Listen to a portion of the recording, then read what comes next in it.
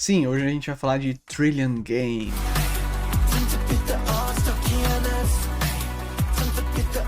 Eu não irei tratar sobre o anime inteiro necessariamente, porque eu acho que ia ficar meio fora do jeito que eu falo aqui no canal. Trillion Game é sobre dois protagonistas, que é o Gaku e o Haru, fazendo presepadas para chegarem no objetivo deles, que é o trilhão de ienes. Eu não sei se é trilhão de dólares, mas eu acho que é ser os primeiros seres humanos a alcançar 1 trilhão. O anime vai se dar desse ponto onde eles vão inventar um jeito de conseguir angariar investimentos, conseguir crescer dentro desse mundo e ficarem muito ricos. É sobre isso o anime.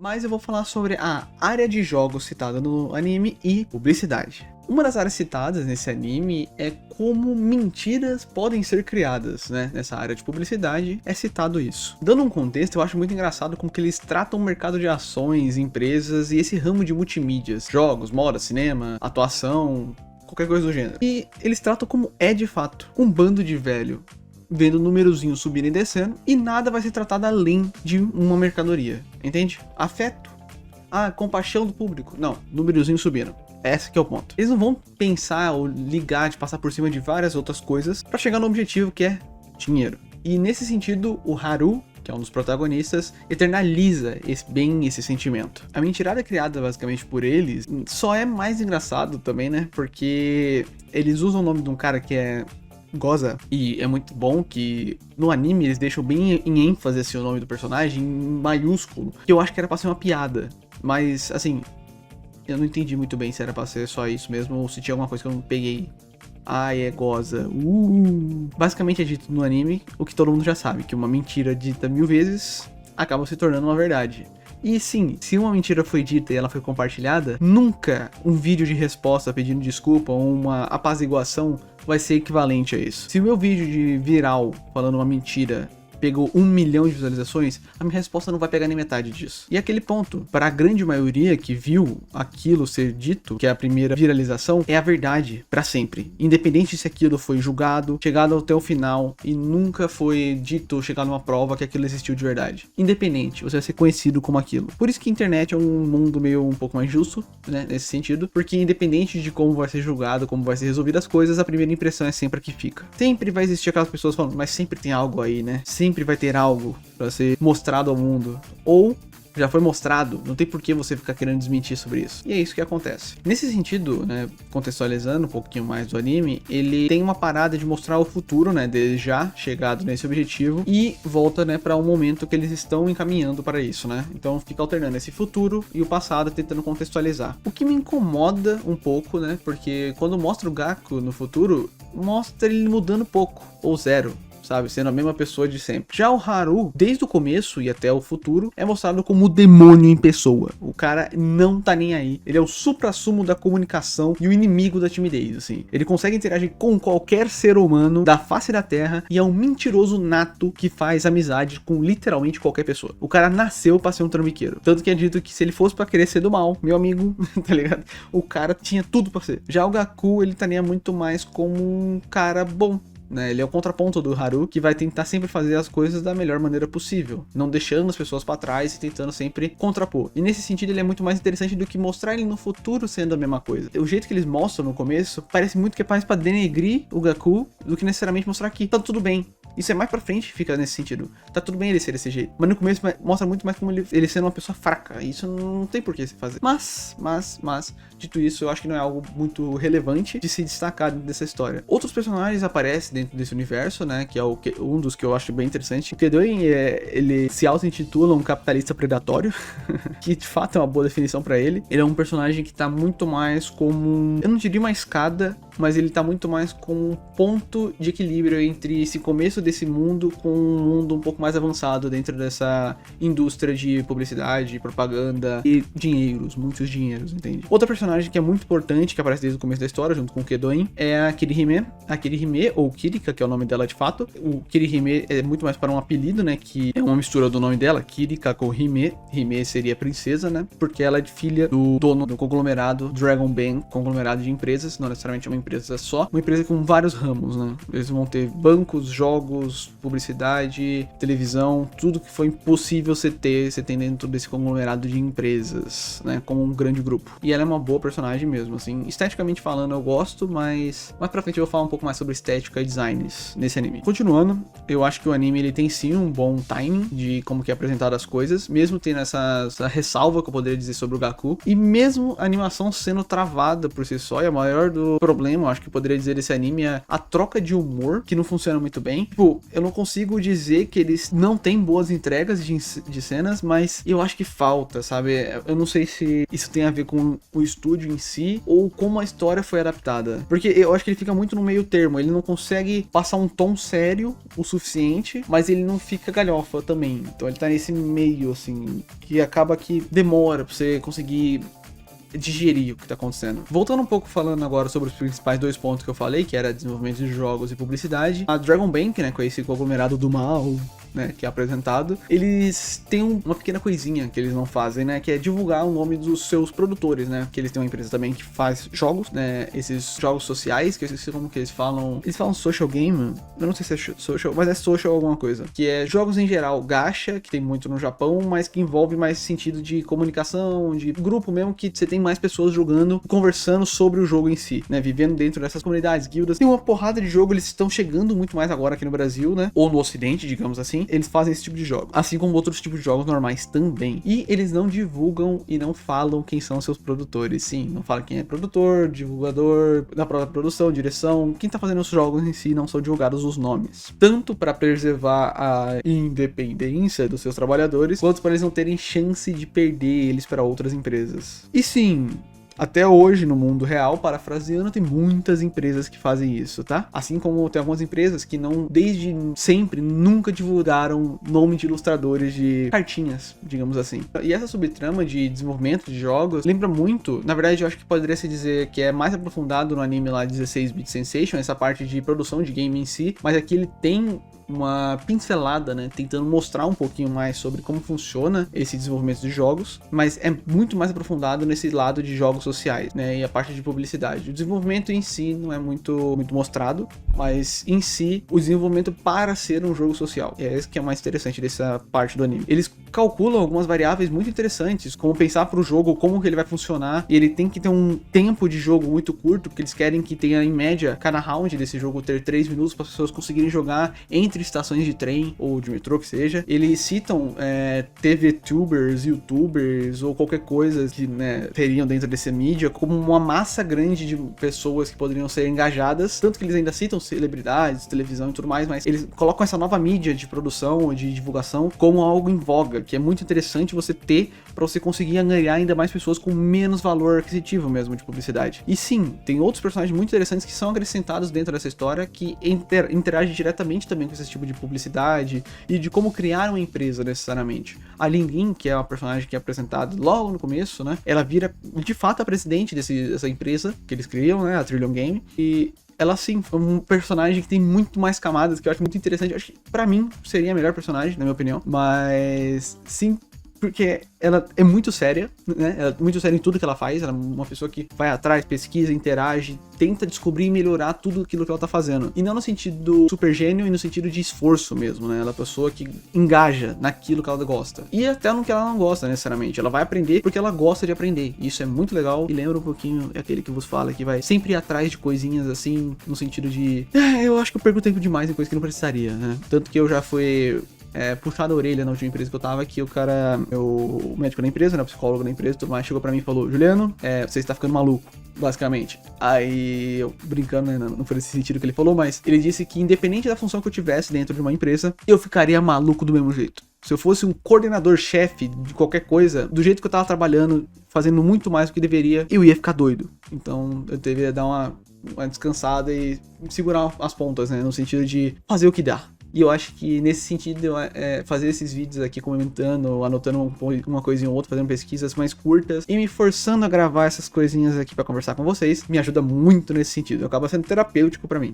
mesmo me estressando um pouquinho. Falando um pouco mais agora sobre gastos de jogos, né, que eles falam. E não necessariamente gastos para a produção, né, isso não é dito, né, obviamente não vai ser dito, não tem nem como você calcular ou estimar uma coisa, você teria de fato trabalhar numa empresa ou fazer uma pesquisa muito árdua para fazer um anime falando sobre isso, mas eles falam mais sobre como fazer as pessoas gastarem em jogos, né, e eles dizem em alto e bom tom que tem como você fazer um gasto com personagens bonitos, skins, cosméticos ou qualquer coisa do tipo, personagens fortes ou monstros fortes, né, com buffs de poder para fazer o seu personagem ficar mais forte ainda, fazendo a pessoa gastar para ter mais poder. E a terceira, que é fazer a pessoa achar que tá lucrando gastando dinheiro com o seu jogo. E é isso. Você fala, nossa, essa promoção aqui, eu tô gastando 5 reais, mas meu amigo, eu vou ganhar como se fosse 20 reais. Você continua tendo que gastar 5 reais. E é essa estratégia que é bizarramente de vendas seletas para pessoas específicas faltando. É muito bom que eu nunca tinha parado pra pensar. Eles mostram, né, no anime que você tem sim como saber quais personagens. Se eu tenho lá, sei lá, 6 tipos de raça: fogo, água, terra, vento e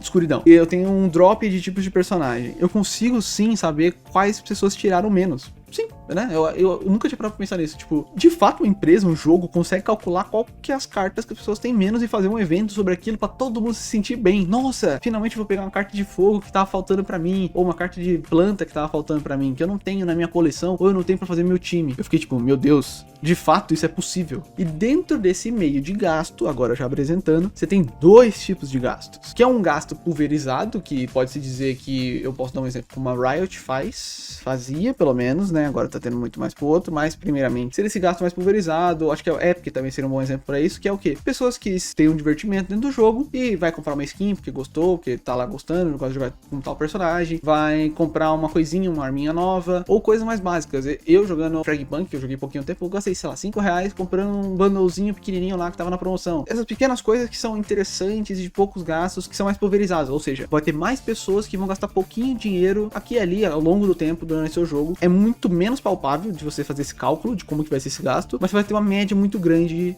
né, se você tem um público muito grande dentro desse jogo, né, e ao longo dos anos você vai tendo uma margem de lucro grande, quanto maior for crescendo o seu jogo também, né, obviamente. E tem aquele que é muito conhecido, né, eu não sei se é muito mais familiarizado, né, esse termo que é as baleias, né, as baleias ou whales mesmo, são focos, assim, eu diria até que Duel Links, que é o jogo que eu joguei demais, né, assim, eu joguei muito Duel Links na minha vida. Só na Steam eu acho que eu devo ter uns 1.700 horas. Eu joguei muito mais no celular ainda. Hoje em dia eu não jogo mais tanto. Mais tanto não. Eu baixei esses dias de novo, mas eu acabei nem jogando ainda. Nem sei se isso daria pra ser interessante de se ver, mas...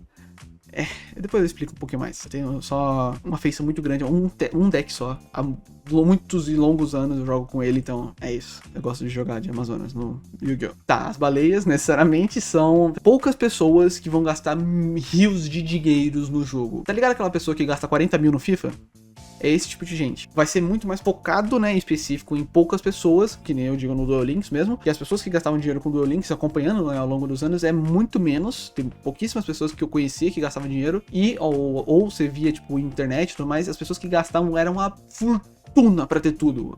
Porque é isso. Não é que seria injusto. Eu acho que em Pokémon é muito mais injusto nesse sentido, porque você não tem um foco principal em gasto. Lá você pode gastar milhões e não tirar a carta que você pode querer. Claro, você tem o drop rate e tudo mais, mas por ser um drop rate, tem a chance de você não pegar. Então tem esse sentido. Acho que o Duel Links seria um pouco mais justo.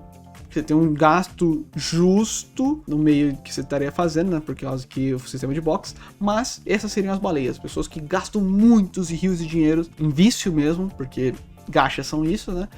Vício, e dá um retorno muito maior para a empresa, querendo ou não. Eu não sei como que seria essa comparação de esse gasto pulverizado com as baleias, mas é bizarro, né? É bizarro existir e ser tudo explicado, exemplificado e conhecido, tá? Na indústria. E nisso também é mostrado na Dragon Bank, né? Que é essa empresa maldosa, como eu disse, que empresa do mal. É meio bobo nesse sentido, essa parte. Mas eles também fazem essas práticas mais predatórias dentro de seus jogos, né?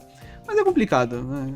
Não tem muito o que falar. E também existe um gasto que seria a parte, que é o gasto com seus favoritos, né? Que também existe, que é dar apoio e suporte para as pessoas independentes, ou crowdfundings que existem, ou apoios mesmo, assim como o meu LivePix que tá aqui, mano. Quem quiser me ajudar, entendeu? Nesse sentido, né? esses apoios também existem, que ele estaria numa outra categoria, e eu acho que ele teria que ser um cálculo à parte dentro desse meio, porque dá muita grana nesse sentido, você consegue ter um apoio muito grande, muito massivo. A gente consegue ver isso pelos apoios dos crowdfunding do Jovem Nerd, que sempre foi feito, o Friday Night Punkin, você tem muito isso, você vê que foi um apoio muito maior do que, acho que imagino que os caras poderiam ter calculado. O próprio coisa do Cellbit lá, que eu esqueci o nome, o Ordem? Acho que todos foram crowdfunding, né? O jogo e tudo mais, os livros e tudo mais. Também teve crowdfunding, isso é muito legal. Você vê que o engajamento que você tem com os seus favoritos, que seria esse sentido que eles dizem no anime, é muito forte mesmo, dá um retorno muito grande. E não em questão de, eu devo investir em fazer essas coisas, porque é um pouco mais difícil de ser calculado. Eu imagino que, eu tenho alguns apoios, eu acho que eu posso até mostrar aqui pra vocês. Esse livro que eu tenho aqui da Yara foi um apoio no crowdfunding, foi tudo bonitinho. Eu até queria ter a chance de encontrar com ela pra pedir um autógrafo e tudo mais, mas você vê, né, eu comprei a versão dupla, tudo mais, foi feito um crowdfunding, bonitinho, o livro, capa dura, muito bem feito, muito bem editado, muito bem feito no sentido de que é uma edição muito bonita, né, uma capa dura. Então você tem esses tipos de apoio que também podem ser feitos para artistas, né, em geral. Não necessariamente jogos, mas outros tipos de mídia em geral. E entra agora nessa parte de balanço de entretenimento e gasto, né? Isso também é criar entretenimento. Você conseguir ter uma publicidade muito grande, às vezes a publicidade se passa e vira um próprio entretenimento. O anime de Pokémon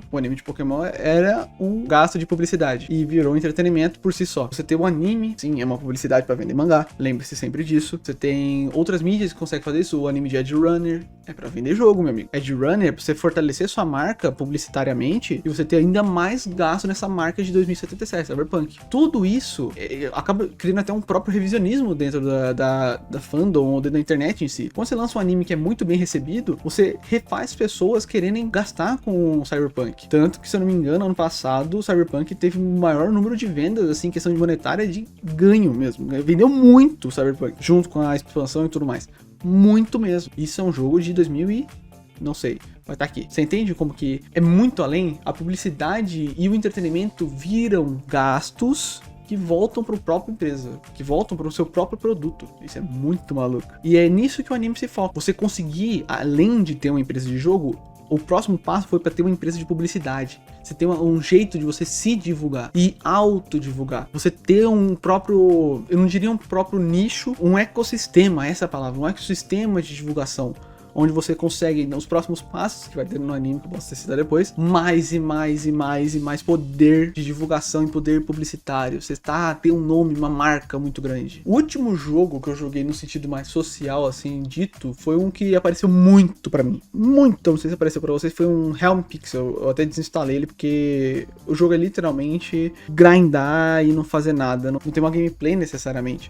O jogo é sobre ter poderzinho, bater no inimigo e tudo automático. Não tem o que fazer. Como é dito no anime, você se autopromover vendendo um produto ou um item que vai deixar você mais rico, mais forte dentro do jogo, é crime. Você não pode fazer esse tipo de venda. Você não pode vender uma forma de ficar mais forte.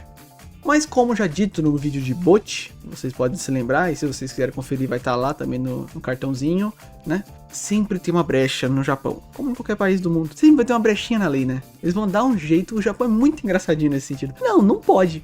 A gente dá um jeito, né, mano? Eu não estou vendendo a força de você ter, além da chance de você ficar mais forte. É mais nesse sentido. E é novamente uma coisa que está em discussão nesse exato momento, na Europa, no Japão, em qualquer lugar do mundo e em qualquer país sério que se preze, que é o valor de taxas. Aí quando você fala valor de taxas, imagine você ter uma empresa de jogos, né? Você tem um produto que você quer vender. Você vende um jogo. Esse jogo é R$100. R$100, 30% desse valor de venda, do produto e dentro do produto, fica com quem tá publicando esse jogo. Você fala, não, a publisher? Não, aí é outro valor. Tira desse 70. 30% é só pro lugar que ele tá colocado. 30% é pro Google, pra App Store. 30% é pra Epic. 30% é pra Steam. 30% é pra... eu não lembro da Apple Store, né? E isso, eles falam em alto e bom tom. Que, nossa, como que isso aqui é bizarro. Sim, é bizarro. E tá sendo discutido isso nesse exato momento. Tanto que teve causa ganha, né, pro pessoal lá da Apple, né? Não, o pessoal da Apple tinha tentado dar uma burlada lá da lei. E é maluquice, mano. Os caras fazem de tudo pra conseguir ainda ganhar mais dinheiro. Porque é um ganho que eles têm muito alto pra literalmente não fazer nada. Não é que é não fazer nada, né? Mas é muito alto esse ganho. Muito, muito mesmo. Porque o da Apple, se eu não me engano, ainda era tipo 30% de qualquer valor vendido. Porque você tem que usar o sistema de pagamento deles também, né? Então, ainda maior. Agora, só um jeitinho, só um comentário à parte mesmo. Imagina você ter que declarar isso. Eu lembro do vídeo do Andrezitos, né? Ele cita que é mais fácil você criar uma empresa fora do Brasil, né? Você tem que criar, porque senão você toma 2 ganchos. É 30 lá, 30 aqui. Aqui, ó. De imposto.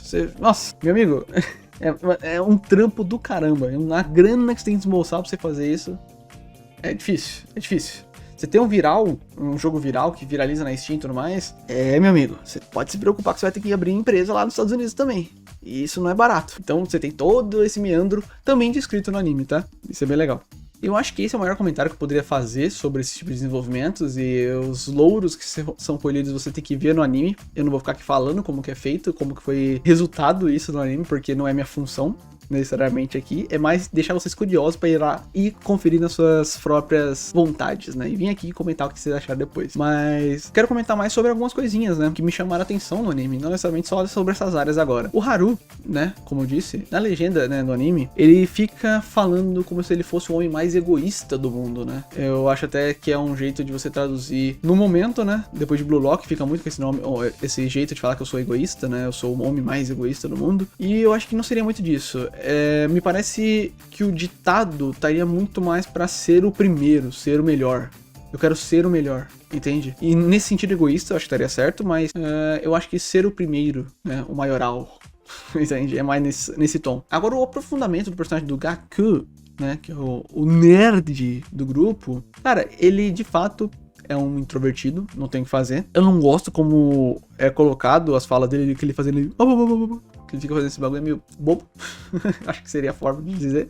Ele teve sim, de fato, um passado sofrido, né? Ele sofria por ser introvertido. Mas os caras conseguiram aprofundar em 10 minutos esse personagem. Isso de forma muito boa, mas lá no episódio 20. O episódio é muito bem dirigido, a trilha funciona muito bem. De fato, esse episódio é dele. Eu não sei se é episódio 20 ou 20 de alguma coisa, mas o episódio é literalmente dele e quebram ele completamente, né? Então, eles tratam sobre expectativa e idealização de uma pessoa ou de um futuro. Eles mostram essa imagem, né, de se projetar com alguém ou sobre alguém e se quebrar quando essa realidade não condiz com aquela ideia que você criou. Essa idealização não condiz mais com esse mundo que você criou na sua própria cabecinha. E é nesse momento também que muita gente se perde, né? Quando se frustra, onde, cara, quem diria, né, que a pessoa que você imaginava viver a sua vida inteira durante o ensino médio, depois de 10 anos não é a mesma pessoa, né? E é isso, eu fiquei com muito medo, né, que eles iam mostrar essa amiga, né, a suposta amiga dele da escola como a mulher interesseira, né, que é muito... É covarde você mostrar isso, né, só porque sim, mas eles mostram de forma muito bem feita, tá? Mostram que sim, existem pessoas interesseiras, e sim, existem pessoas que não estão nem aí pra esse tipo de coisa, que vão estar lá pelo status. E acontece, eu só fiquei com medo de ser de uma forma bem tosca, porque, né, tem muita chance disso acontecer. E sim, as pessoas mudam, galera. E nada pode ser feito ao redor disso. Você não tem como você fugir desse mundo nesse sentido. Pessoas vão crescendo, pessoas vão mudando, ideias vão mudando, você vai mudando. E nem você se encaixa mais naquilo que você pensava. Às vezes. Acontece, né? As coisas nesse anime são exageradas, né? É uma ideia meio que romântica desse mundo de empreendedorismo, né? Os designs também são chamativos e estranhos, mas chamativos. Eu digo até brincando aqui, parece que todo personagem tem um pouquinho assim, meio que eles falam desse jeito. Aquele Hime, ela literalmente fala desse jeito. Ela tinha esse sotaque meio assim. Não sei nem como ficaria dublado isso, porque ela fala meio desse jeito mesmo. Sabe, parece meio misturado com, eu não sei. Ela parece meio chique, mas é isso. Falando do desenho em si, né, a história, né, na verdade, é escrita pelo Inagaki Riichiro. Aí você vai me falar quem é esse autor, né? Sim, ele é o mesmo autor de Dr. Stone. Então, não, aí você vai falar, nossa, mas não tem nada a ver o traço, porque o traço não é o mesmo. O traço de Dr. Stone é o Boichi, né, que faz. E Trillium Game é feito pelo saudoso e gigantesco Ikigami Ryoichi, né? Se vocês querem dar uma olhada na arte dele, é só pesquisar Ikigami Ryoichi arte, você vai ver Crying Freeman, que é maravilhosamente muito bem feito, né? Em questão de... eu acho que Santuário também é muito lindo. E você vai ter muitas artes realistas e muito bem feitas desse autor, que é um senhorzinho já, né? Ele deve estar com seus 80 anos já. E sim, eu gosto muito de como que é a arte nesse sentido, né? Os designs são sim interessantes. Eu acho que em questão de visual chama muita atenção. Eu não sei, mano. É um anime da Madhouse. Eu não sei se a Madhouse tá em baixa. Faz muito tempo que eu não vejo nada falando sobre eles. Mas, cara, o anime é muito estranho, mano. Eu sinto que talvez no mangá funcione melhor visualmente, esteticamente falando, mas... não sei, mano. Eu falei, todo mundo fala meio assim, é tudo meio... todo mundo tem uma cara meio igual. Eu fiquei meio... Tá, mas ainda assim... É legal, tá? É legal. É legal, eu gosto, eu ainda gosto. Aberturas e encerramentos não me agradam, em especial posso falar mais sobre a segunda abertura ou encerramento, que eu não sei. Eu não sei se eu tô perdendo muito uma referência gigantesca que eu não tô fazendo a mínima ideia, mas cara, o que aconteceu? Tipo, a música é meio, não sei, tipo, meio, né? Parece que tá gravado estranho, não sei se é alguma referência muito específica, tá ligado? Não, isso aqui é muito foda, você que não tá pegando, mas, eu não gostei. É isso, basicamente. Tem uma parte do anime que eles vão pra Vegas, eu acho que é meio autoexplicativo, né? Sobre a aposta e meio que... Isso é meio que do anime mesmo, eles falam sobre você entrar de cabeça nesse mundo mesmo, ou você ficar com medo e se resguardar com esse dinheiro que você tinha, é meio que isso. Ali seria um ponto de partida, né? É um ponto de partir, né? De partição, na real, entre os personagens, poderia ocorrer, mas não. Agora, dizendo mais sobre o futuro, né? Que é apresentado pra nós, que é o próximo passo de fonte de poder, né? A primeira forma de poder que é dito no anime, que é o poder de monetário, né? Que você pode desenvolver e ter ao longo de uma sorte muito grande também, ou você pode ter ao longo de uma vida. Porém, o segundo tipo de poder, que é o poder oculto, que é o poder velado, que não é muito, não tem como você colocar ele em valor, não é palpável, digamos assim, não tem como você tocar nesse sentido, que é o poder político. E poder político é um passo adiante, que você tem que ter influência pública, você tem que ter valor de mercado, nome, às vezes família e muitas outras coisas e fatores que vão influenciando. Por isso que o segundo passo deles foi ter uma empresa de publicidade. E o terceiro passo, um jornal. E um jornal que entra em contato com o povo. Isso é, mostrando novamente como a fórmula Japão-Brasil ainda pode ser muito parecida. Que eles dizem que, independente de como a internet tem as mídias de streaming, que eles também investem antes de ter esse jornal, e os VOD, né, que é os vídeos, o Video On Demand, né, que também existem, que é novelas, também pode ser, e tudo mais, streamings e tudo mais. Você ainda tem um mercado televisivo muito forte no Japão, principalmente em questão de jornal, assim como tem no Brasil. A gente sabe muito bem como funciona aqui, mesmo as gerações mais novas não tendo tanto contato com isso, sempre é bom estar muito em voga aqui. Pessoas que são famosas na internet, às vezes quem é famoso na televisão é muito mais, por ter um público muito maior, e tem pessoas que ainda têm pouco acesso à internet. Lembre-se sempre disso. E internet tem aquele valor de bolha. Você pode achar que a pessoa é muito famosa e tem milhões de pessoas com milhões de seguidores que você nunca ouviu falar. E sim, o anime ele trata o mercado japonês da forma que ele precisa ser colocado, como uma TV aberta ou uma emissora de TV, como algo relevante. É um produto a ser analisado, é um produto a ser preservado. E sim, como as fórmulas de televisão japonesa, tem a forma deles, né, que a gente brinca e tudo mais, que os caras têm react antes de existir react, então eles sabem muito bem o que eles estão fazendo nesse sentido. E sim, acaba que no final do anime eles conseguem mostrar. Eu não gosto de como que foi feito os últimos episódios, eu não sinto que terá uma continuação, ou se tá próximo de ter uma continuação esse anime, mas eu acho que deu um avanço muito grande, né? Eles tentaram já emendar logo o passado com o presente, e eu acho que foi um avanço muito grande. Eu acho que ficou um buraco nesse meio, né? E literalmente eles estão querendo avançar pra outros países, né? Já é outra parada. E mostra uma coisa que é muito interessante, que é o Gaku, né? Que eu falei que não tinha um avanço, que eu achava que era meio paia o jeito que era mostrado. Sim, ele avançando como pessoa em si, crescendo como um adulto mesmo. Acho que o que eu queria comentar além desse anime é que ele cresceu muito devagar, no meu conceito, e no final ele se tornou algo gostoso de se ver.